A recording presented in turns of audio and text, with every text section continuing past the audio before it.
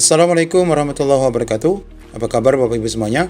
Wabil khusus rekan-rekan yang memiliki status prioritas 2 dan 3, pada video kali ini kita akan lihat satu kali lagi Bapak Ibu penjelasan detail terkait bagaimana penilaian kesesuaian bagi Bapak Ibu nanti yang akan dilakukan oleh pengawas, kepala sekolah, dan guru senior. Agar Bapak Ibu tidak bingung, ikuti video ini sampai selesai.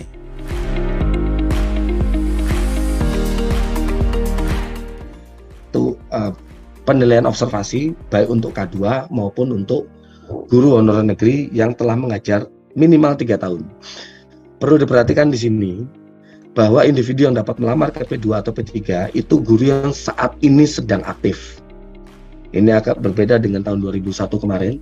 Untuk yang tahun 2022 kondisinya harus saat ini dia aktif. Kalau dia kondisi saat ini aktif, dia bisa mengikuti observasi apabila dia telah memiliki 3 tahun masa tugas, walaupun tidak berturut-turut. Sekali lagi, walaupun tidak berturut-turut. Misalnya dia aktif ya di tahun 2022, 2021 dia tidak aktif, 2020 dia aktif, 2019 tidak aktif, 2018 aktif, 2015 aktif. Nah, ini ketika dikumulasikan lebih dari 3 tahun, dia diperbolehkan untuk mengikuti mekanisme seleksi observasi. Catatannya saat ini dia aktif.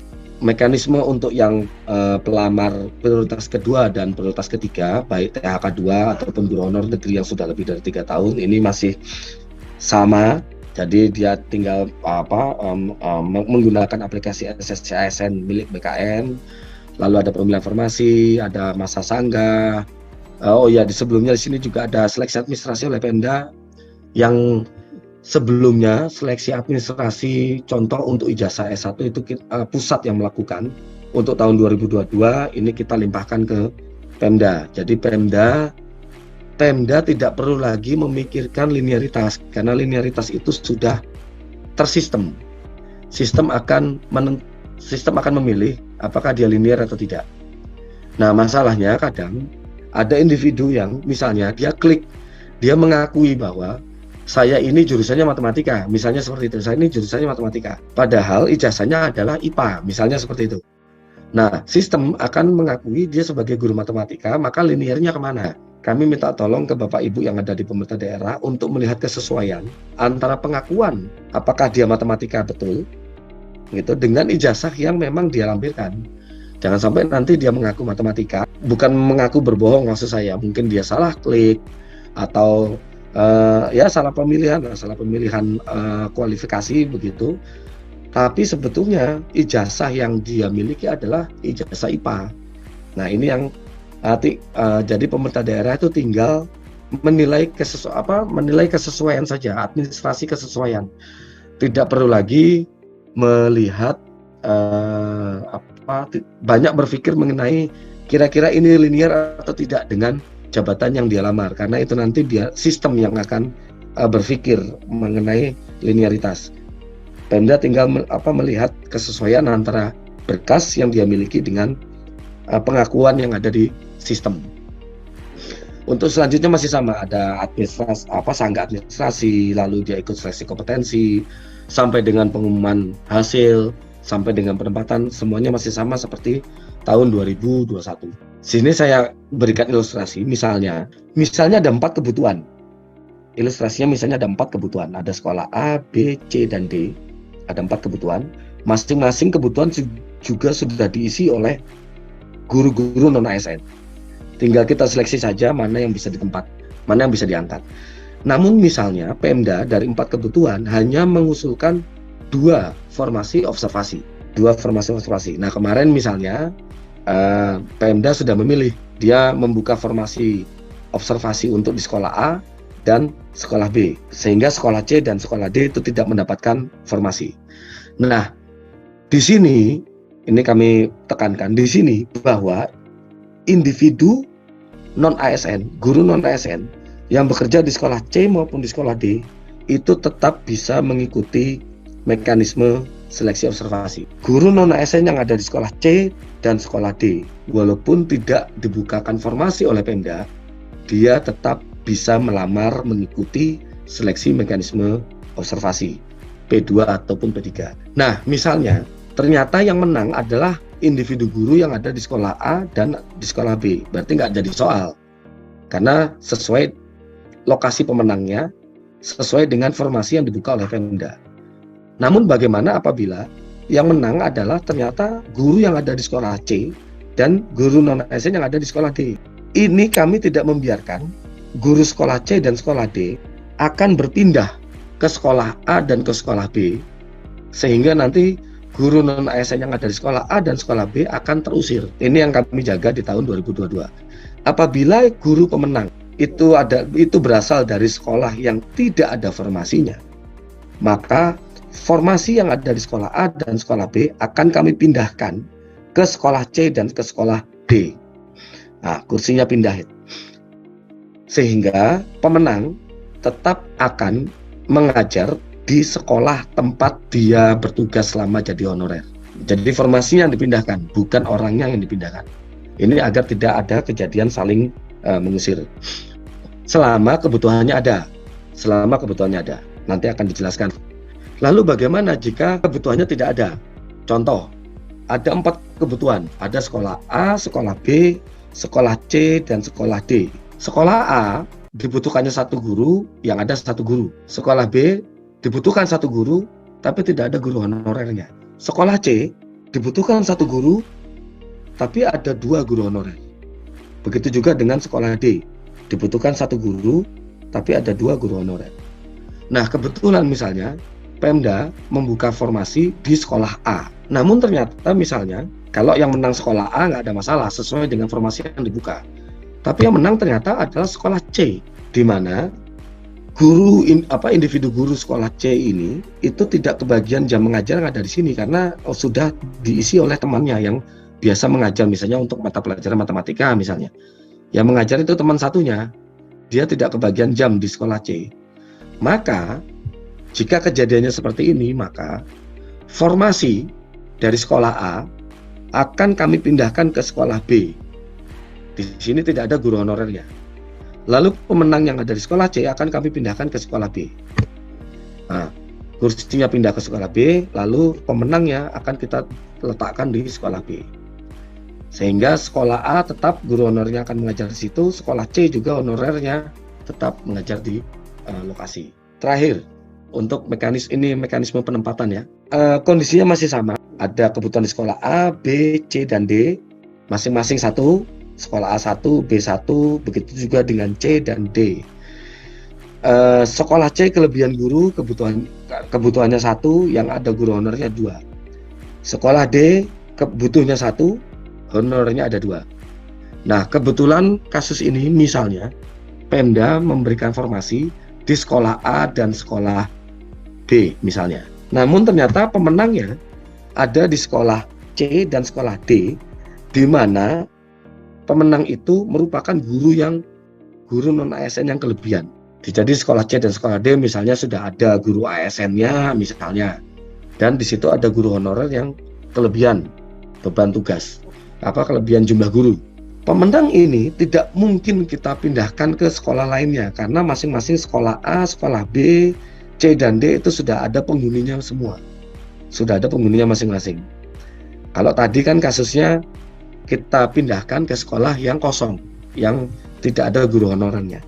Namun kalau kasus ini ceritanya guru honorernya juga sudah penuh. Maka yang akan kami lakukan, walaupun dari Pemda menilai yang menang adalah sekolah C dan sekolah D, maka pusat berhak untuk memenangkan pemenang yang kedua. Kembali ke sekolah A dan sekolah B, maka formasinya tetap ada di sekolah A dan sekolah B. Ini tadi makanya kami dari pusat bermohon betul kepada pemerintah daerah, Bapak Ibu yang di pemerintah daerah, agar lakukan penataan guru baik ASN maupun non-ASN sebelum dilakukannya seleksi observasi di tahun 2022 ini. Karena seleksi tahun 2022 ini intinya tidak akan menggeser individu ke tempat yang lain.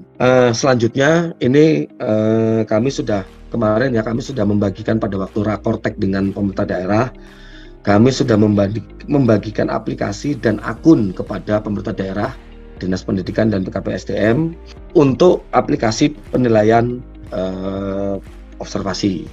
Nah, Dinas Pendidikan dan BKPSDM lalu akan membuat akun untuk masing-masing kepala sekolah penilai.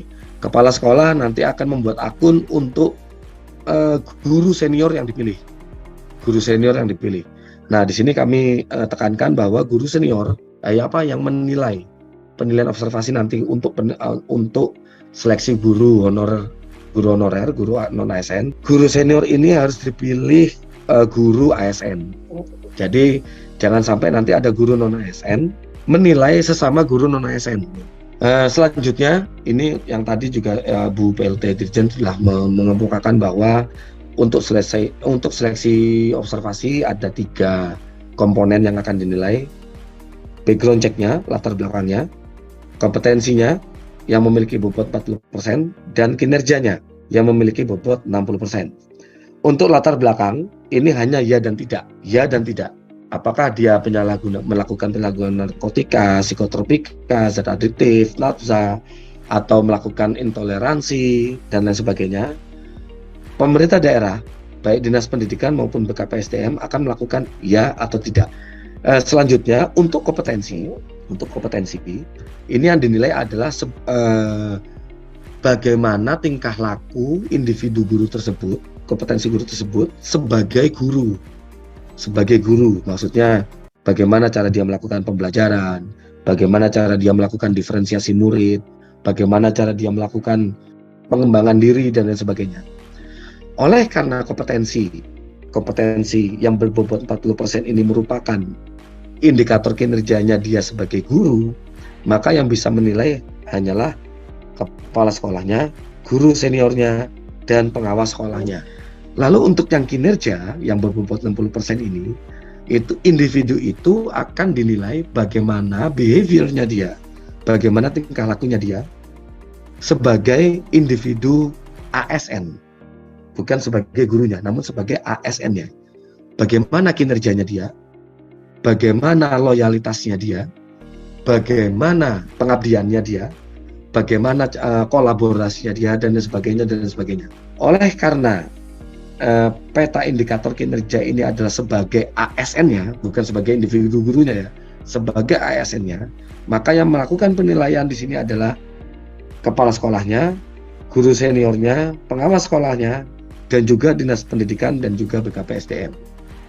Selanjutnya kami informasikan ke Bapak Ibu semua, baik dari komponen calon pelamar dan maupun pemerintah daerah, bahwa ujian kali ini akan merging bagaimana pola kompetensi yang ada di Undang-Undang Guru dan Dosen nomor 14 yang dituntut, yaitu profesional, pedagogik, sosial, dan kepribadian, lalu di-merge dengan Undang-Undang ASN nomor 5 tahun 2014 yang menuntut untuk kompetensi teknis, manajerial, dan sosio-kultural. Ini nanti soal akan memerge dan sudah ada di sistem penilaian. Bapak Ibu penilai tinggal menilai kesesuaiannya dia. Karena tim penilai baik kepala sekolah, guru senior, dan pengawas sekolah itu tinggal menilai individu non ASN yang bekerja di sekolahnya masing-masing. Itu berarti tidak memerlukan waktu yang lama. Ini akan kami berikan waktu sekitar 2 hari, ya, hari pertama dan hari kedua penilaian, karena ini yang dinilai itu sedikit gitu loh. Yang dinilai sedikit 2 hari, lalu hari ketiga sampai dengan hari ke-7 pemerintah daerah baik Dinas Pendidikan maupun BKPSDM akan melakukan pembobotan atau penilaian terhadap hasil penilaian yang dilakukan oleh si kepala sekolah, guru senior, dan pengawas sekolah. Kenapa ini lebih panjang? Karena pemerintah daerah ini akan menilai seluruh individu non ASN yang mendaftar di daerahnya. Sedangkan untuk yang di blok yang pertama ini, kepala sekolah, guru senior, dan pengawas sekolah, hanya menilai individu non ASN yang mendaftar di sekolahnya. Ketika melakukan penilaian, kami mohon pada Bapak Ibu perhatikan, tolong apabila ini untuk sekolah-sekolah yang jarang mendapatkan sinyal, ini nanti kasihan penilai-penilai ini, penilai baik kepala sekolah, pengawas, dan guru senior ini. Baiknya pemerintah daerah itu dapat mengumpulkan individu-individu penilai, ya, pengawasnya, kepalanya, dan guru senior itu ke dalam satu lokasi, entah di KK, entah di kelompok kerjanya, atau di tempat Bapak Ibu di di kantor pemerintah daerah, atau kalau seandainya pemerintah daerahnya itu sangat luas, terdiri dari kepulauan, Bapak Ibu Pemda itu bisa mengumpulkan di beberapa titik.